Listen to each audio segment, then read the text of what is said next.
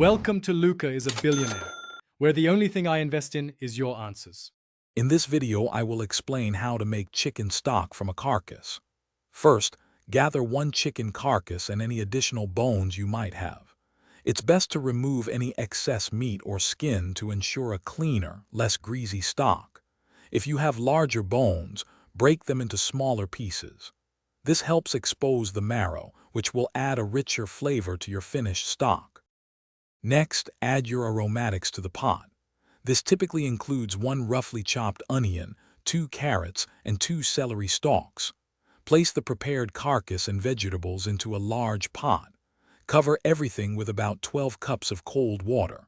For extra flavor, toss in 1 bay leaf and about 10 whole peppercorns. Cold water helps extract more flavor as the stock slowly heats up. Now, bring your pot to a gentle simmer over medium heat.